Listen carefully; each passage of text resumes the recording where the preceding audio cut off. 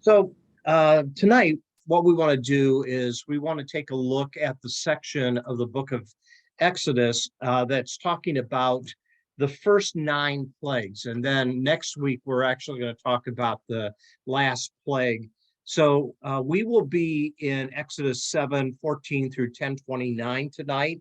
And if you have a Bible, I'm going to try to point out some things, hopefully, that are of interest to you, things that sometimes you don't notice, either because you're not looking for them if you're reading a passage of scripture, or you're just not familiar with where it occurs other places in the Bible and the differences sometimes that are there.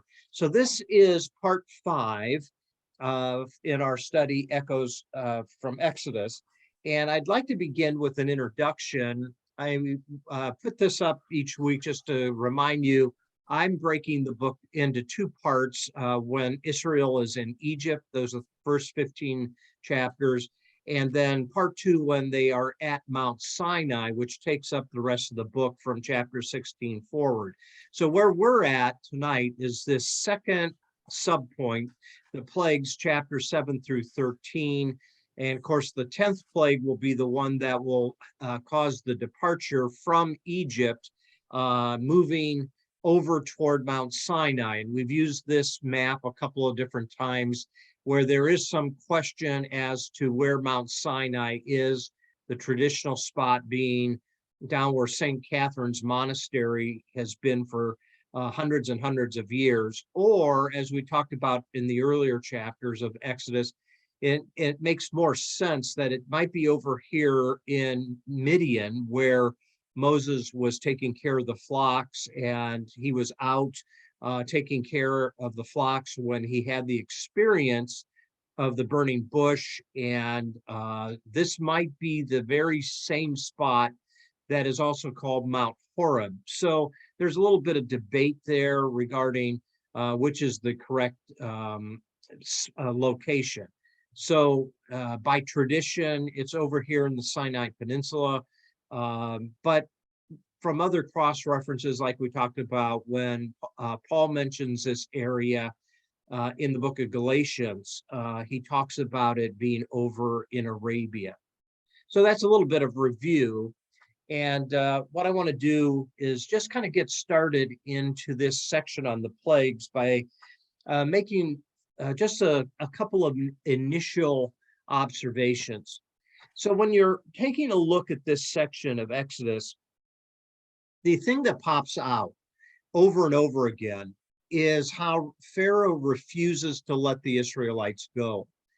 And the redundancy that is in this section of him hardening his heart, where he's about to give in and then changes his mind and relents and won't let the people go. All of this is a buildup to a crash course in the form of who is the ultimate Lord. And that's what these plagues are designed to do. They come in the form of different natural disasters, some not so natural disasters. But over and over again, it's butting heads with Pharaoh. And Pharaoh, I think, ultimately is this ultimate example of one who doesn't care about the common good. And what I mean by that is he, of course, doesn't want to let go of his workforce. However, when they go through this series of plagues, it's not just him personally that's experiencing this form of disaster. It's the people as a whole. And what we find is that he is, in order to keep his power, to keep his workforce, and to continue to maximize his profit, he is willing to let his own people suffer and endanger his own people. So when we think of the plagues, don't just think of this as a personal consequence of Pharaoh and his hardness of heart. Think of it in terms of Pharaoh's leadership as the monarch that really doesn't care that it's affecting all of his subjects. Does that make sense to everybody? So when you look at what he does, the hardness of heart is something not just toward God, but it's also toward his own people as well. And so there's this common denominator, I think, that has been true from time immemorial. I mean, that's where people who are in position of power will often put profit over people. And that is seen quite drastically here in this section of Exodus. So by the time you get to the end of the 10 plagues, which we won't finish that until next week when we talk about the 10th plague, the plagues do their job. Now he will eventually let the people go, but there's some other things that are going on here that I think is part of the purpose of the plagues. It's not just raw displays of power. It is actually an attack against the pantheon of different gods that the Egyptians worshiped. That's at the focal point of some of these plagues. And you'll see what I mean as we move through our material here tonight. Any questions, any comments on this initial slide? So when you look at the 10 plagues, you would have to say that it is a deluge of destruction that would cripple an entire empire as it works its way through all of these consequences upon the people there. The plagues, it seems, to touch a nerve in every part of the Exodus story. And what we're finding is it's intentionally arranged, which brings us back to a common question that we asked earlier on, and that is, are these strictly historical representations, or are there other things that are going on here? In other words, there's kernel of history here, but it's expanded in a variety of ways to attack the worldview of the Egyptians as the Israelites knew it. So when you're dealing with this issue of history, as we said a few weeks ago, when it's just pure history, the question comes up, why aren't these events as emphasized in other parts of ancient Near Eastern literature? It becomes really the heart of the Old Testament, because this is what's going to lead the people to the promised land in the Abrahamic covenant. It will have allusions in the New Testament too. And of course, it's part of the festival celebration of the Jewish people in their traditions, Passover being an important yearly commemoration of these events. But what about the rest of the world? Why isn't there at least the acknowledgement that Egypt is brought to its knees by other surrounding empires? And I don't have an easy answer for that. If there are some allusions, it's certainly not something that is really emphasized. In other words, you would think all of us are kind of familiar with locker room talk between teams, as there's trash talk that goes on when a series goes on. And you would think that those who were enemies of the Egyptians would use the trash talk about these plagues than what we find in historical accounts. But we'll have to leave that as a mystery. I don't have a clear answer for that. But what I do want you to notice is in your handout, there is a chart. And I'm going to bring this up here. And I want to make a few observations. So you can see here, Exodus from chapter 7 all the way through 13 covers these 10 plagues. There's references in the Psalms, Psalm 78 and Psalm 105. And there are not the same number of plagues that are recorded in these two other spots in the Old Testament. So what you have is the listing here of the plagues 1 through 10 on the left-hand side of this chart. And it's found in this order: river turned to blood, frogs, gnats, and so on. What you're going to find, though, is when you do cross-reference work in Psalm 78, the number one plague that is mentioned is the river that's turned to blood, but then it doesn't follow this sequence. When we read it, and I'm going to show this to you in a second, so you can keep your thumb in Exodus, and we're going to go to Psalms just for a second.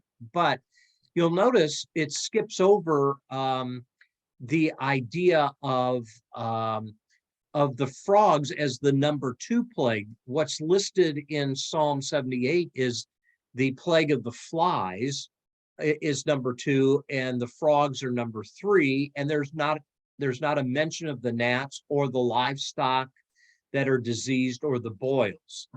Then as you move through the other ones, then it talks about the hail and frost and thunderbolts before the locust, but it's in the Exodus account, what you're going to find is that the locust is number 8, even though here in Psalm 78, it's listed as number 4. Then there is no mention of darkness at all. And by the time you get to the last one, the death of the firstborn, that's number 6 in this psalm, where it is the apex or the climax of the Exodus. So I want you to go over to Psalm 78 just for a second. And when you get there, you can see how long this psalm is, because it really is recounting for the generations a lot of the historical markers for the nation of Israel. But if you come down just to a short little window, beginning in verse 43, actually start verse 42, I want to read this through verse 51. And then I'll just show it to you as you're looking at the text. So verse 42, it says, they did not remember his power the day he redeemed them from the oppressor. He's talking about his own people here. The day he displayed his miraculous signs in Egypt, his wonders in the region of Zoan. He turned their rivers to blood. They could not drink from their streams. He sent swarms of flies that devoured them and frogs that devastated them. He gave them crops to the grasshopper, their produce to the locust. He destroyed their vines with hail and their sycamore figs with sleet. He gave over their cattle to the hail, their livestock to bolts of lightning, and he unleashed against them his hot anger, his wrath, indignation, and hostility, a band of destroying angels. He prepared a path for his anger. He did not spare them from death. He gave them over to the plague, and he struck down all the firstborn of Egypt, the firstfruits of manhood in the tents of Ham. Now, that paragraph is talking about the plagues. But as you read through it, and if you were to put a notation in the margin of your Bible, okay, turning the rivers to blood, that's number 1. Swarms of flies and frogs is number 2, or swarms of flies, number 2. Frogs is number 3. As you move on down, then you see there's the mention of the hail. And then finally, number 6 is the firstborn of Egypt. So the question is, why? I mean, it's not like he's trying to save space. You see how long Psalm 78 is, right? Why doesn't he mention these other plagues? So we won't necessarily turn and read through this section on Psalm 105, but I do want to make a couple of observations. So Psalm 78 has 6 plagues. Psalm 105 has 8 between verses 26 through 36. But notice what is number 1. It's not river turned to blood. It's darkness. That leads this section of plagues. It begins with darkness. Then number 2 is the river turned to blood. Actually, it's the waters. We'll see that back in Exodus. It's more than the Nile River. Then the frogs. Number 4 is the flies. Number 5 is the gnats. Number 6 is hail and lightning. Number 7 is locusts. And number 8 is the death of the firstborn. So what do we have in common in all 3 sections that we find these stories? It's the climax is the death of the firstborn, whether it's number 6, number 8, or number 10. That's the climax. That's what we find in common. But the others are rearranged. So the question becomes, why is there this change of order? Why don't they agree? So what scholars do is they go, okay, which is the older account here? Is it the Exodus that's the older account, or are the older accounts those 2 stories in the book of Psalms, and then the Exodus account comes later, and there's a rhyme and reason why it's narrated in the way it is in the book of Exodus? Because what you have is the number 10, symbolizing completion and perfection of judgment from God in the Exodus account. And you have 3 cycles of 3 in the Exodus account. So if the narrator is trying to create a pattern, it might be that the Exodus account, as we talked about in our early studies, this is one of the reasons it reflects probably a later date for the writing of Exodus, and even post-exilic recording, is because the narrator is going to take what happened in Egypt and is going to put it into 3 cycles of 3, and then the 10th one is going to be the climax. So there's a lot of, nerdy type of conversations about this among scholars. So some thinks that maybe it's the psalmists that are playing fast and loose with the older narrative version of Exodus. I'm not sure we can come to a conclusion on that. What I do want you to notice, though, is that when it's all finally arranged in Exodus, these 3 cycles of 3, then the climax of the 10th plague, all increases with intensity. And so the Exodus account is a build up to that 10th plague, and that becomes the most dominant focal point in Exodus, because that's what springs the people from slavery. That makes sense, everybody? Okay. Questions, comments? Now you're going to see this in the second chart. So when you're looking at this literary pattern that the narrator of Exodus is using, he's using 3 cycles and a climactic plague. So you have blood, frogs, gnats, cycle number 1. Then flies, livestock, boils, number 2, hail, locusts, and darkness, number 3, and death of the firstborn. But notice the pattern here. In each cycle, is Pharaoh given a warning that this is coming?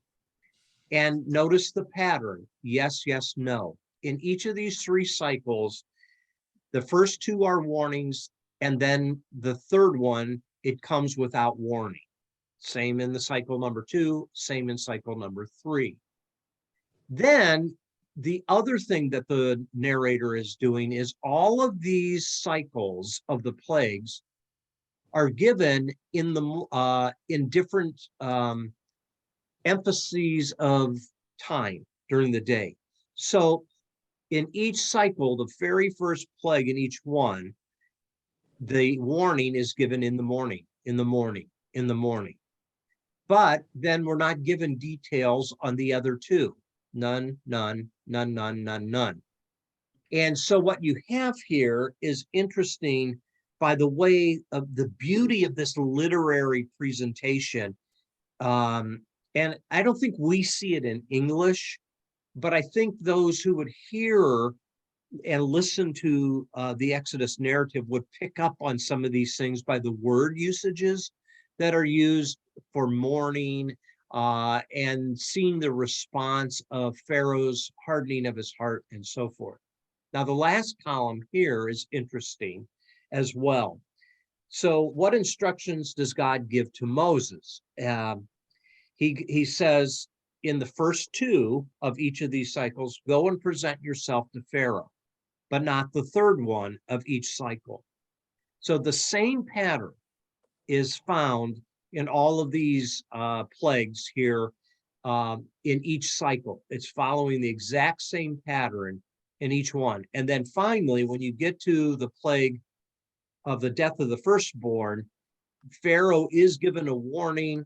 There's not a specific time mentioned other than after the Israelites put the blood on the doorpost, which we'll talk about that next week.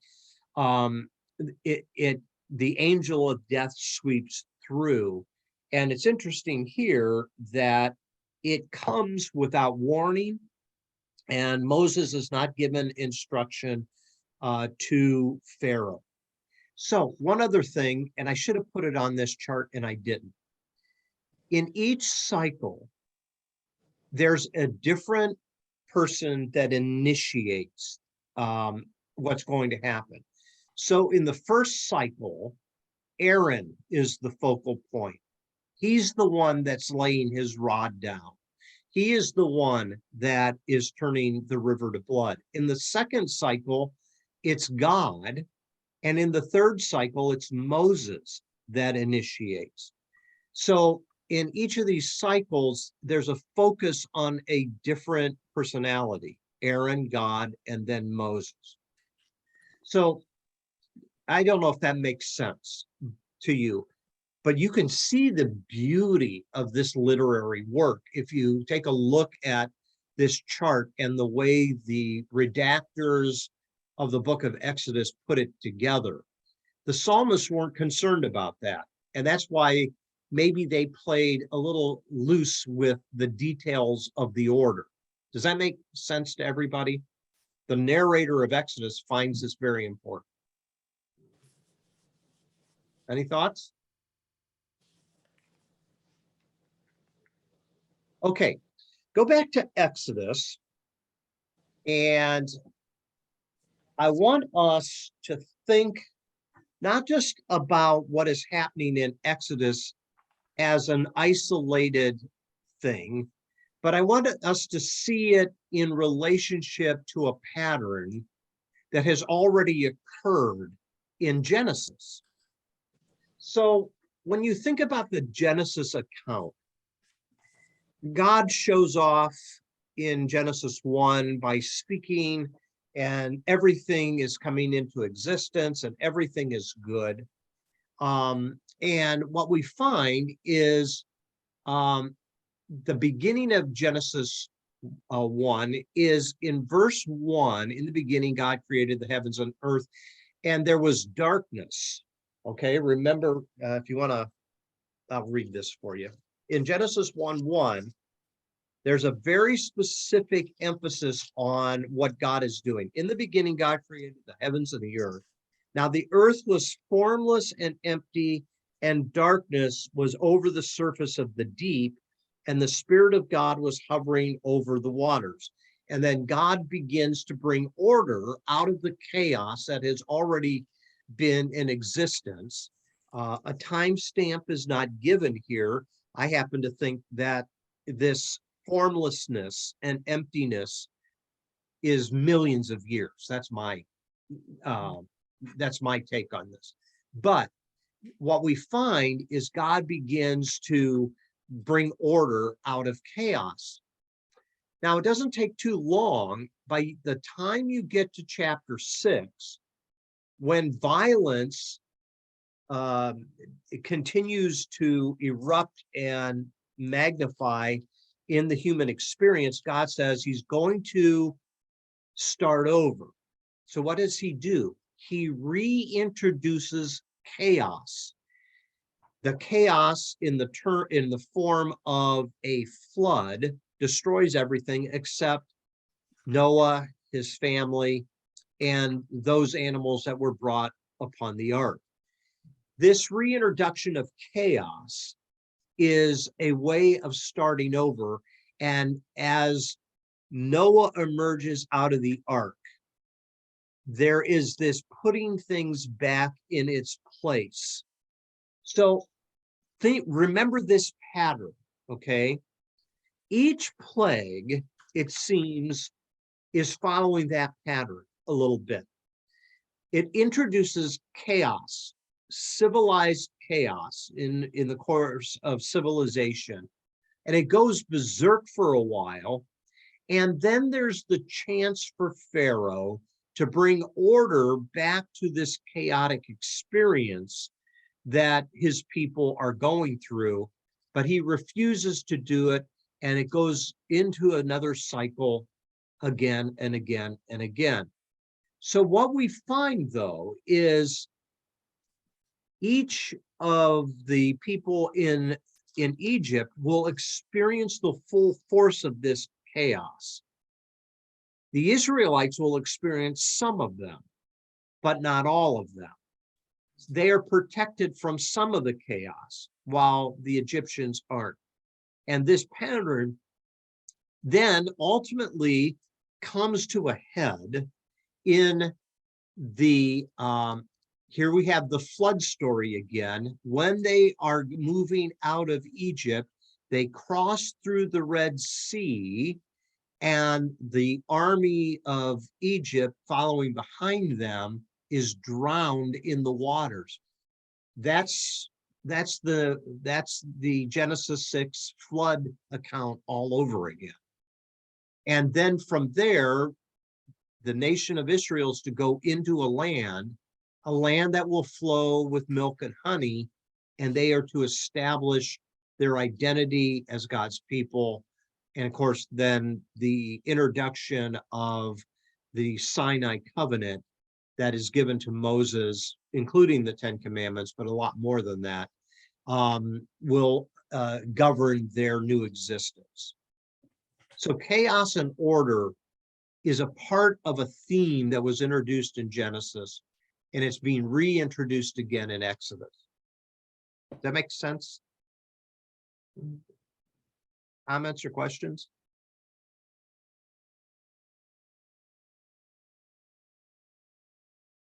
So now we come to what I think is really interesting. So this is not just a battle between God and Pharaoh.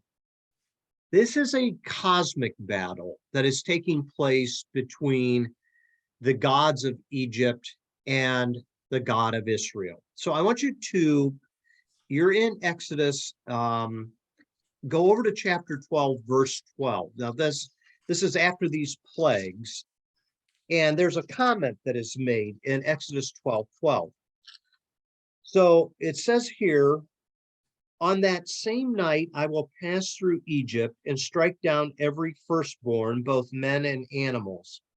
And I will bring judgment on all the gods of Egypt. I am the Lord. There's the purpose of the plagues. It's an attack against the gods of Egypt, not just against Pharaoh, but against the gods that hold sway over the Egyptian empire. And each plague is an attack against either one or more gods that the Egyptians worship. Now that brings us back to something we introduced a couple of weeks ago as well. And that is, in the ancient Near East, everyone, it was part of the air that they breathed, believed in many gods, including the Israelites. But this is showing that there is one all-powerful God that is greater than the other gods. Now, eventually Israel will get to the point where they will believe in one true God, but that's not something early in their existence. It is something that will come later. What we find is, and the word we use was monolatry. that they believed that there was one God, Yahweh, that was greater than the other gods. But you will find hints and guesses throughout the Old Testament that they believed in multiple gods. It just happens to be this God that initiated relationship with them through Moses is the greater of all gods. And part of this cosmic battle is to show to a superpower like Egypt that even though Pharaoh is a god in and of himself, and he's the earthly representative of these gods, there is one God, the God of the slaves, the God who makes his home in the wilderness, the one who takes a person that is in exile in Moses as he ran away from killing an Egyptian. He becomes the focal point, he becomes the head, and he's the one that's going to lead them. And all of this is in direct contrast to the type of gods that the Egyptians worship. And what we find is this God is different. This God is concerned about the injustice that these people are going through. This God is moved to action. This God is the one that is going to raise Moses up in spite of Moses' insecurity to lead the people out. Does that make sense? So there's this cosmic battle that's taking place here. Yes, Pharaoh is one of the direct objects of it. So are the Egyptian people. But one of the reasons that it comes as it does is because it's the pantheon of the Egyptian gods. And I'm going to show you some of those here in a moment. But I want to see if you have any comments. So obviously we're not going to read through like 4 chapters of Exodus tonight. So we're going to have to kind of take this a little bit as we go through it. And I just want to highlight a few different things. So go back to Exodus 7. And it's here that we see the first plague. Here it's interesting what takes place. If you come down to verse 8, before the plagues even start, Aaron's staff is at the focal point here as these plagues begin. You notice in verse 8 it says, "The Lord said to Moses and Aaron, when Pharaoh says to you, perform a miracle, then say to Aaron, take your staff and throw it down before Pharaoh, and it will become a snake." And so Moses and Aaron went to Pharaoh, and they did as the Lord commanded. But here's the deal. The magicians of Pharaoh's court are able to duplicate the same piece of magic. So what's going on here is probably snake charming is going on a little bit. We've all seen, the playing of the flute and the, coming up out of the basket and snake charming type thing that is found in various parts of the ancient Near East and probably even a little bit today. But the difference is this. You'll notice it says in verse 12, Aaron's staff swallows up their staffs. Now that becomes the setup that Pharaoh and the rest of the Egyptian people did not have to go through what they went through. But verse 13 really represents why the plagues will unfold as they do. Pharaoh's heart became hard and he would not listen to Moses and Aaron. So he has this hardness of heart that will then unleash these plagues. The first one being turning the Nile into blood. So here you'll notice in verse 14, it says, the Lord said to Moses, Pharaoh's heart is unyielding. He refuses to let the people go. Go in the morning. There's a specific timestamp there as he goes out to the water. Okay, why is he going out to the water? Probably going to take take a bath out in the river. Wait on the bank of the Nile to meet him. Take in your hand the staff that was changed into a snake. Then say to him, the Lord, the God of the Hebrews, has sent me to say to you, let my people go. And and here's the purpose of it, verse 17. By this you will know that I am the Lord. So what happens is the Nile is turned to blood, or something blood-like, that kills the fishes, as you see in the following verses. What's interesting is found in verse 21. The fish in the Nile died. The river smelled so bad that the Egyptians could not drink its water. Blood was everywhere in Egypt. Now, some people try to figure out what was this phenomena that occurred.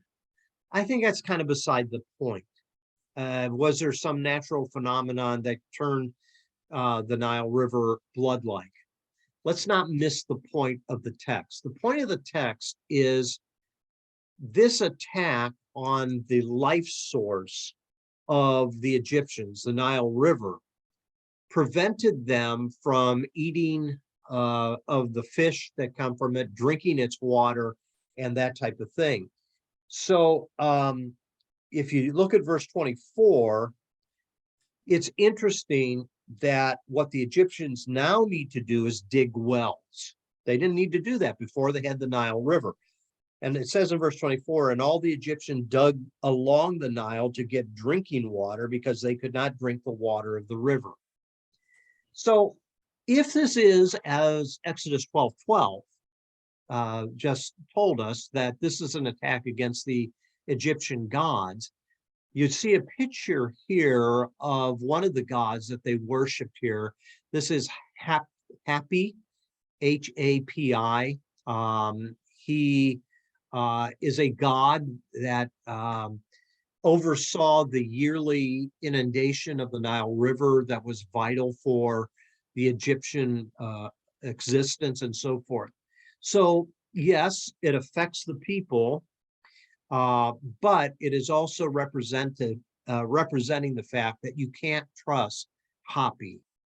Look to Yahweh. He's the greater God. Does that make sense? Yeah. Okay. So what does Pharaoh do? Well, he won't let them go. So then in the second plague, you have here frogs. And the multiplication of frogs here is, again, it has a direct attack against a god they believed. And here you see a picture of the goddess of fertility, Heket, Heket, who had the head of a frog. So it was believed that this god is the god that assisted women in childbirth. She was considered to be the wife of the creator of the world and the goddess of fertility.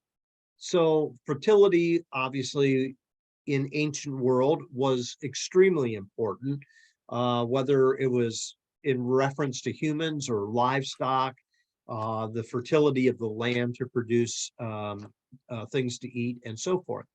So here in verses 1 through 15, you again find the account, 7 days pass, verse 25 says, and what we find is that they're being warned that there's going to be a multitude of frogs that are going to multiply. And verse 5 says, the Lord said to Moses, tell Aaron, stretch out your hand with your staff.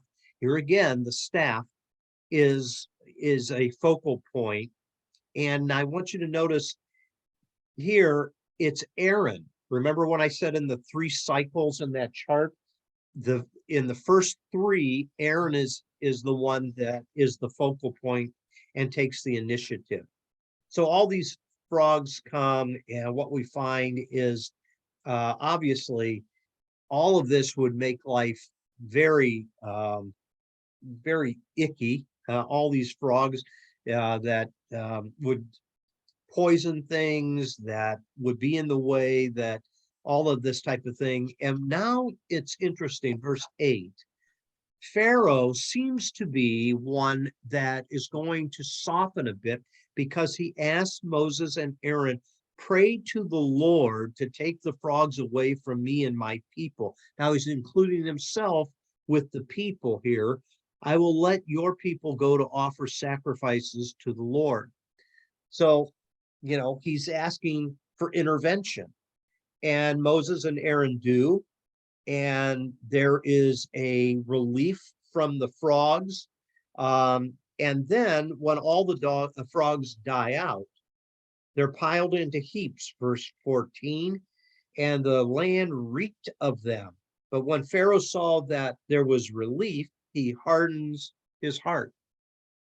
So now the third plague will come, and it will complete the first cycle that we find here. And the question at this point is this, what are these? Are these sand fleas? Are these lice? What's going on? Verse 16, then the Lord said to Moses, stretch out your staff, tell Aaron, stretch out your staff, strike the dust to the ground, and throughout the land of Egypt, the dust will become gnats. So here in the NIV, it's translated as gnats. In some other translations, it is lice. We're not real sure, to tell you the truth. Are these mosquitoes? Are these fleas? What it does seem, though, is whatever it is something that had the ability to pester people. If you've ever been in a situation where it is, well, we just had the midges a couple of weeks ago. And, you walk out and they get in your nose and ears and mouth sometimes and all that type of thing. If this is the type of insect that would dig under the skin, lice or fleas of some sort, obviously that would be painful as well. It seems as though this is an attack against this god called Geb, G-E-B. This is the god of the earth, and that's what's emphasized here, that these gnats or whatever they are coming up out of the earth. And what's interesting here is the emphasis in verse 18 is the magicians could not duplicate this one. They could, the staff that becomes a snake, they could duplicate. In the water to blood, they somehow had the ability to duplicate, but not this one. What I think this is especially important to notice, cleanliness and holiness is not just something that's found in the Hebrew holiness code. The priests of Egypt also would have to do ceremonial washings. Why does so many of the priests of Egypt look like Yul Brynner? Because they would shave their head intentionally so that there would not be these type of insects that could get into their hair, that type of thing. So what you find is this was a ritual of the priests, and they would be considered unclean if this was lice or fleas or, as it says here in the New International Version, gnats. But again, there's a God that's at the focal point of this. Does that make sense? That it's an attack against their religious system. So we'll go through these other cycles a little bit quicker, but any questions? Next is the fourth plague is swarms. Again, these swarms are something that we take a guess at some of these type of things. So the NIV says these are plagues of flies.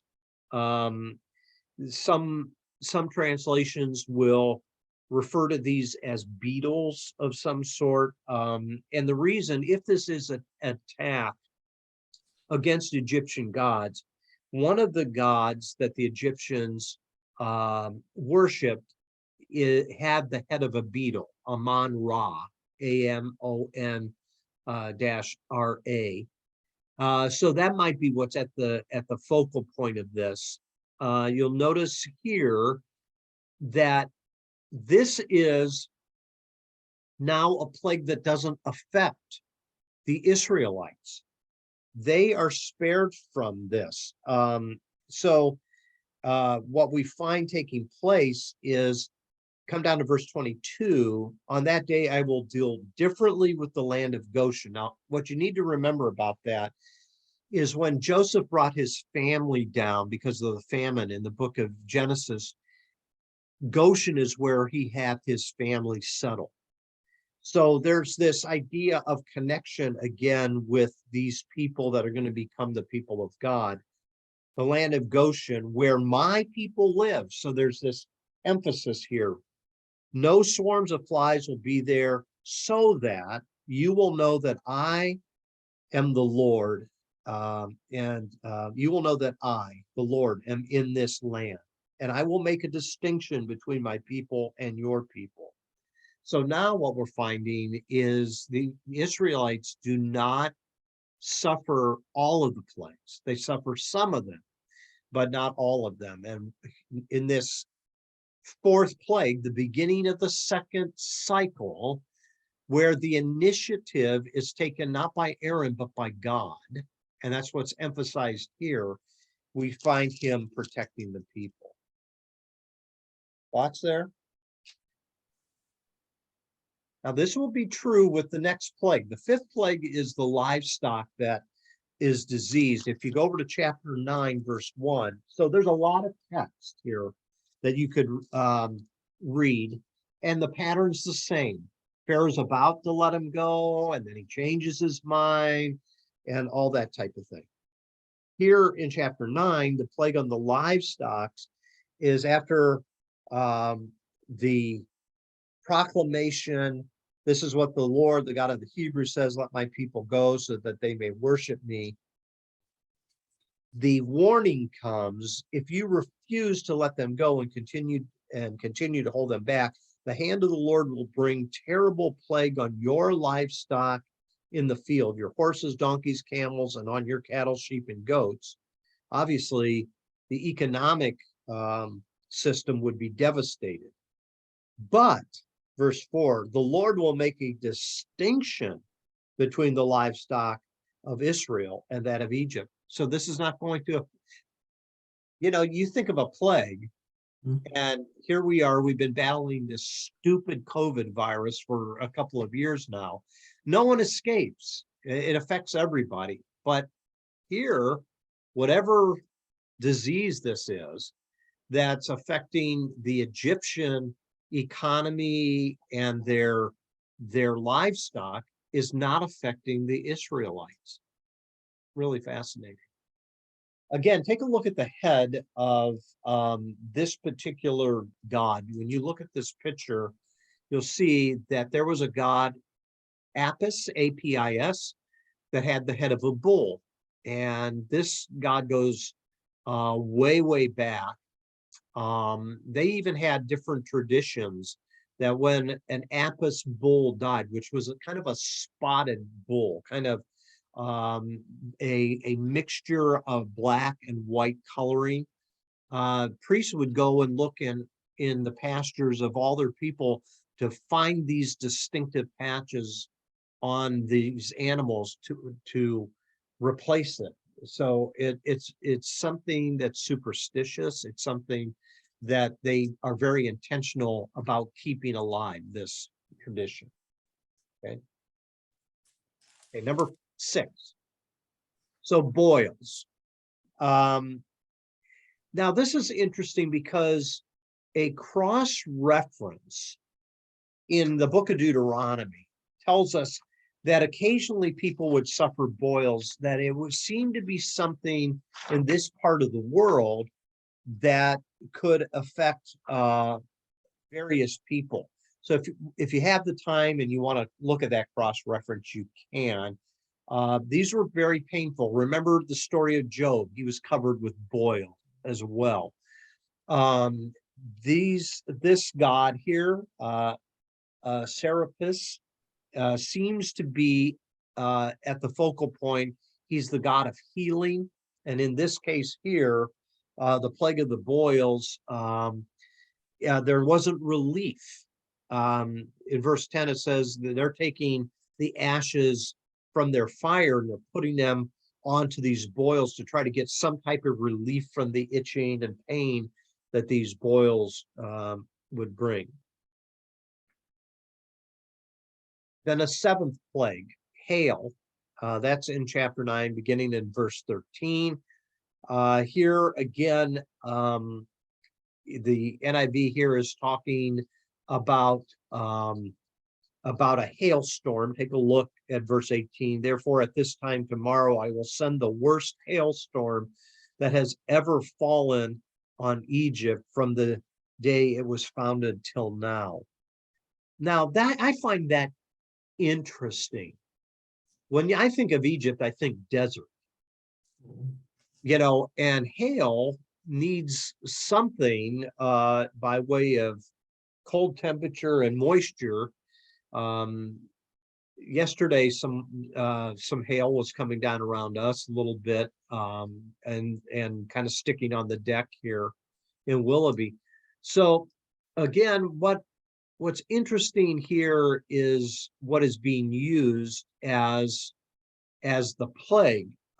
This is something that would be, I think, something supernatural. This wouldn't be something that would come naturally simply because the part of the world that it's in. But again, another Egyptian god, the sky goddess, might be the focal point of this particular plague.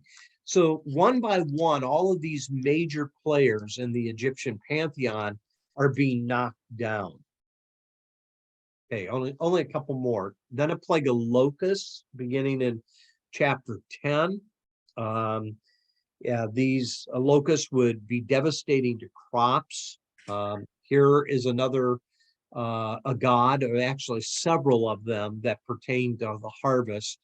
Nepri, Theramuthus, and Seth. Locust seems to be a common imagery. It's used in the prophet Joel's writings about the locust invading and destroying the things needed for life and provision. Okay, number 9. This is the last one for tonight. It's the plague of darkness, and in verse 21 of chapter 10, it says here, then the Lord said to Moses. Now Moses is at the focal point in these 3 cycles. Stretch out your hand toward the sky so that darkness will spread over Egypt, darkness that can be felt. So Moses stretched out his hand toward the sky, and total darkness covered all of Egypt for 3 days. So the darkness, and the 3rd day is very symbolic. When Christ is placed in the tomb, he's in the place of darkness, not 3 24-hour days, but at least portions of 3 days as well. So that seems to be a symbolism that's pretty common in the scripture as well. This darkness, what we find taking place, will lead up to the final plague that we'll look at next week, because what we find is there's chapters that are given for this 10th plague. But here, what we find is finally Pharaoh seems as though he's going to relent. Take a look at verse 24. Then Pharaoh summoned Moses and said, go worship the Lord. Even your women and children may go with you. Only leave your flocks and herds behind. So what he is doing is he wants to make sure that they're going to come back for their possessions. But he was only going to let the men go initially, and he finally relents and allows the women, or at least he says that he's going to allow the women and children to go. Verse 27, the repetition comes again. The Lord hardened Pharaoh's heart, and he was not willing to let them go. So now we come to this point where the entire stage has been set up for God to bring one big final powerful expression that will free the people, and that is the 10th plague, the plague of the firstborn. So what I want to do in the last minute or two that I have with you tonight is I want to read a quote from Walter Brueggemann out of his book, Prophetic Imagination. He mentions the gods of Egypt are immovable lords of order. They call for sanction and legitimate a society of order, which is precisely what Egypt had. In Egypt, as Frankfurt has shown, that's another scholar, there were no revolutions, no breaks for freedom. There were only the necessary political and economic arrangements to provide order, naturally, the order of Pharaoh. Thus, the religion of the static gods is not and never could be disinterested, but inevitably it served the interests of the people in charge, presiding over the order and benefiting from that order. And the functioning of that society testified to the rightness of the religion because kings did prosper and bricks did get made. So when these plagues destroy their whole economic base, all of a sudden, it's not just the gods that are being neutered. It's Pharaoh himself and the type of world that he has ordered and he controls. And it goes back to the way we began here this evening. It's that evil that puts profit ahead of people, that does not care about the safety and well-being of the people. And this seems to be the thing that's getting at the heart of some of these plagues. So a couple of last points. The radical break of Moses and Israel from imperial reality is a two-dimensional break from both the religion of static triumphalism and the politics of oppression and exploitation. And in the place of the gods of Egypt, creatures of imperial consciousness, Moses discloses that Yahweh, the sovereign one who acts in his lordly freedom, is extrapolated from no social reality and is captive to no social perception, but acts from his own person toward his own purposes. The imperial religion was dead. The politics of oppression had failed. This is the ultimate criticism, that the assured and alleged power of the dominant culture is now shown to be fraudulent. So that too comes from the Prophetic Imagination book by Walter Brueggemann. So I don't know what you do with all these chapters, except to be reminded that Pharaoh's kingdom of anxiety and oppression that is used to profit himself is being destroyed by the power of Almighty God. And it will cost him his own son, as we'll see next week.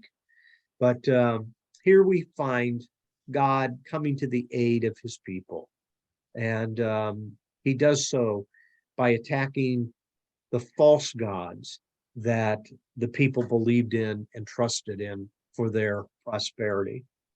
So as we kind of come to a close tonight, I don't know if there are any thoughts or questions or comments that you have that we'd like to wrap up with before we say goodnight. There's a lot in there, isn't there? There's a lot in this section. There's a lot that's going on. And, just kind of take this handout and just kind of mull it over and go, oh my gosh, this isn't just a historical account. This is a theological attack against the false pantheon of gods that is controlling the people and, more importantly, enslaving the Israelites. Some thoughts, comments? Oh, is it on? Yeah. Is it on? Yeah, it's on. Yeah, I mean, I think it is interesting that there has to be something to that, because otherwise you wouldn't think there would be so many plagues. Mm-hmm. And I think in terms of the hardening the heart bit, I mean, you could probably get that hardened in about 3 plagues. Yeah, that's right. And I mean, it could have been presented that way. In other words, I mean, to make the same point. So there obviously has to be some other angles of this that, like you described tonight, that explain why it took 10 plagues, literally. Yeah. I mean, two or three of the larger ones would have turned getting dark.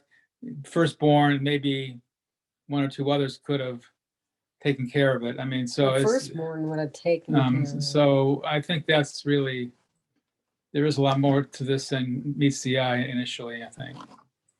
And you can see why it had become a part of the national consciousness of the people. So let's assume that the psalmists, whether they came first before the Exodus account or came later, what it does show is this was constantly a part of their national consciousness as a people. This helped form who they are, you know, and they won't let it go, even to this day. That's part of the purpose of Passover, is to tell this story again and again. Right. Other comments? You made the comment on the hail. I always found it interesting that in the movie, the hail smokes. Did you ever notice that the hail pieces of hail kind of they look more I'd like have pieces, to go back and look at that. I don't remember it. they look more like pieces of what you call it, ice, dry ice, than they Oh, do. Maybe they were. They may have been pieces of dry ice. I don't know, in the movie, on the Yeah. movie set.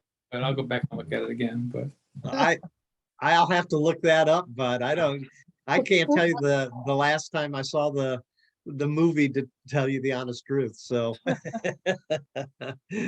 anybody else?